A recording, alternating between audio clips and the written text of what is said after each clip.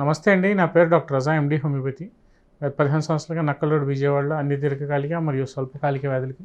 అత్యాధునిక homeopathy treatment అందిస్తున్నామండి. So, ఈరోజు మనం హెర్పిస్ గురించి డిస్కస్ చేసుకుందామండి. హెర్పిస్ అంటే ఏమిటి? హెర్పిస్ యొక్క వ్యాధి లక్షణాలు ఎలా ఉంటాయి? హెర్పిస్ ఎఫెక్ట్ అయిన తర్వాత దానికి మన హోమియోపతిలో ట్రీట్మెంట్ ఎలా ఉంది అనేది నేను వివరంగా ఈ వీడియోలో చెప్పదలుచుకున్నానండి. సో, హెర్పిస్ అనగానే జనరల్గా ఇది ఒక వైరల్ ఇన్ఫెక్షన్. ఎక్కడైనా ఒక వ్యక్తి అన్నోన్ పార్ట్నర్తో బయట ఎక్కడైనా సెక్షువల్గా ఎక్స్పోజ్ అయినప్పుడు ఈ సెక్షువల్లీ ట్రాన్స్మిటెడ్ డిసీజెస్లో చాలా ఫ్రీక్వెంట్గా కామన్గా కనిపించే డిసీజ్ ఏంటంటే హెర్పిస్. సో, హెర్పిస్ అనగానే దీంట్లో 2 టైప్స్ ఆఫ్ వైరల్ ఇన్ఫెక్షన్స్ అనేవి మనకి జనరల్గా ఎక్కువగా కనిపిస్తూ ఉంటాయి. సో, దీంట్లో స్టేజ్ 1 అండ్ స్టేజ్ 2 అనుకుంటే మనం హెర్పిస్ స్టేజ్ 1లో జనరల్గా నోటి దగ్గర నంజుపొక్కుల్లాగా రావటం,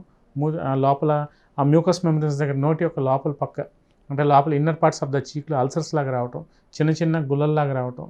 తినేటప్పుడు కానీ ఏదైనా వాటర్ తాగేటప్పుడు కానీ మింగేటప్పుడు కానీ బాగా మంటలాగా ఉండటం, బాగా బర్నింగ్ సెన్సేషన్ అది ఉండటం, ఇరిటేషన్ అంటే నోట్లో ఒక రకమైన ఇరిటేషన్ లాగా ఉండటం, జనరల్గా పెయిన్ లాగా ఉండటం అనేది జనరల్గా ఫ్రీక్వెంట్గా ఈ హెర్పిస్ సిమ్టమ్స్లో మనకి స్టేజ్ 1లో మనకి కనిపిస్తూ ఉంటాయండి. సో, జనరల్గా ఈ హెర్పిస్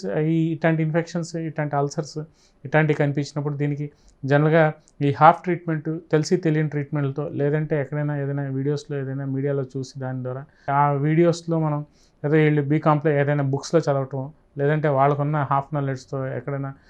ట్రీట్మెంట్ తీసుకోవటం, లేదంటే సెల్ఫ్ ట్రీట్మెంట్స్లో జనరల్గా ఎక్కడైనా మెడికల్ షాప్స్లోకి వెళ్ళి నోట్లో పొక్కులు వచ్చినాయి అనగానే ఏదో బి కాంప్లెక్స్ మెడిసిన్స్ వాడటం, లేదంటే వైటమిన్ డి డెఫిషియన్సీస్ అని ఏదో వైటమిన్ డి మెడిసిన్స్ వాడటం, లేదంటే సప్లిమెంట్స్ ఏమైనా వాడటం, లేదంటే సిరప్స్ టానిక్స్ అవి వాడటం, ఏదో డెఫిషియన్సీ బి కాంప్లెక్స్ డెఫిషియన్సీ అనుకుని సెల్ఫ్ ట్రీట్మెంట్ తీసుకునే వాళ్ళు చాలామంది మనకి ఇండివిజువల్స్ ఈ రోజుల్లో డే టు డే ప్రాక్టీస్లో కనిపిస్తూ ఉంటారు. అలా కాకుండా జనరల్గా దీన్ని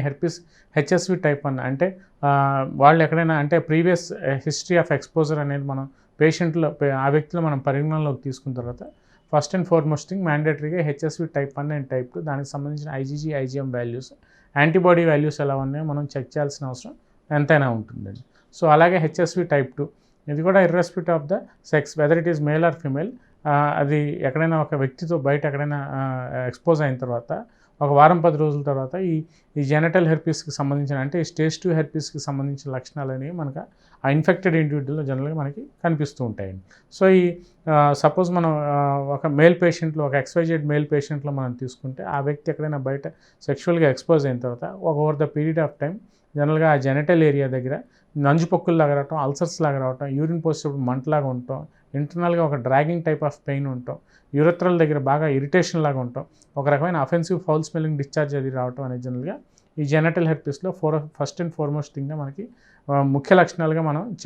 కనిపిస్తూ ఉంటాయి. మనం దాన్ని చూసి మనం ప్రాపర్గా డయాగ్నోస్ చేయడం అనేది జనరల్గా జరుగుతూ ఉంటుంది. ట్రీట్మెంట్ స్టార్ట్ చేయడం అనేది జనరల్గా జరుగుతూ ఉంటుంది. అలాగే ఫిమేల్స్లో కూడా మనం ఈ హెచ్ఎస్వి టైప్ 2 జెనటల్ హెర్పిస్లో మనం తీసుకుంటే అక్కడ కూడా మనకి వైజైనైటిస్ లేదంటే సర్వీసైటిస్, జెనటల్ పార్ట్స్ దగ్గర జెనటల్ ఏరియా దగ్గర ఈ అల్సర్స్ లాగా రావటం, అల్సర్స్ నుంచి ఒక రకమైన ఫౌల్ స్మెల్లింగ్ అఫెన్సివ్ డిశ్చార్జ్ లాగా రావటం, లేదంటే ఒక రకమైన క్రీమీ డిశ్చార్జ్ లాగా రావటం, ఇవి జనరల్గా ఈ ఫిమేల్స్లో కూడా సేమ్ మేల్స్లో ఎట్లాంటి లక్షణాలు అయితే కనిపించినాయి అట్లాగే ఆడవారిలో కూడా ఇట్లాంటి లక్షణాలే సరిసమానంగా మనకి కనిపిస్తూ ఉంటాయి. సో, ఇట్టా వచ్చినప్పుడు వాళ్ళు ఎక్కడైనా ఒక ఇన్ఫెక్టెడ్ ఇండివిజువల్తో ఎక్కడైనా ఎక్స్పోజ్ అయ్యారా అనే విషయం మనం అడిగిన తర్వాత మనం ప్రాపర్గా మనకు ఒక డయాగ్నోసిస్ అనేది వచ్చిన తర్వాత దానికి సంబంధించిన రక్త పరీక్షలు ఏవైతే ఉంటాయో HSV type 1 and 2 IgG IgM antibodies అంటే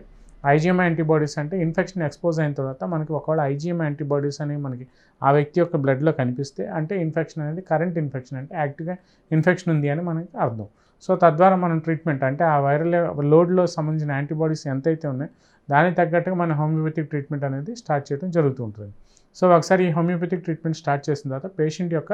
వ్యాధి నిరోధక శక్తి అంటే పేషెంట్ యొక్క ఇమ్యూనిటీ ఇంప్రూవ్ చేయడానికి మనం హోమియోపతిక్ ట్రీట్మెంట్ అనేది మనం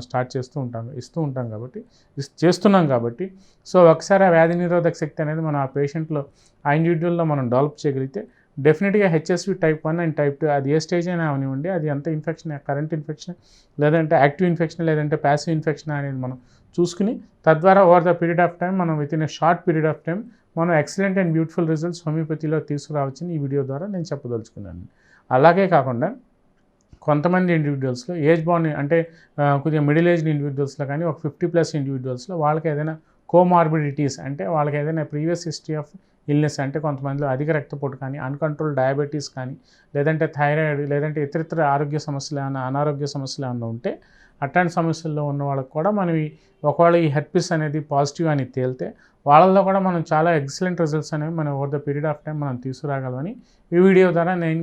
మన వ్యూవర్స్కి నేను చెప్పదలుచుకున్నాను. నియోజెనెటిక్ హోమియోపతి క్లినిక్ యూట్యూబ్ ఛానల్లో అప్లోడ్ చేస్తున్న వీడియోలన్నీ సమాచార నిమిత్తం మరియు దీర్ఘకాలిక స్వల్పకాలిక సమస్యలు అన్ని వయస్సుల వారు తెలుసుకొనుటకు మరియు వాటి నివారణకు చర్యలు జాగ్రత్తల నిమిత్తం ఉపయోగపడును. మా వీడియోలు నచ్చినట్లయితే లైక్ చేయండి, మా ఛానల్ను సబ్స్క్రైబ్ చేయండి.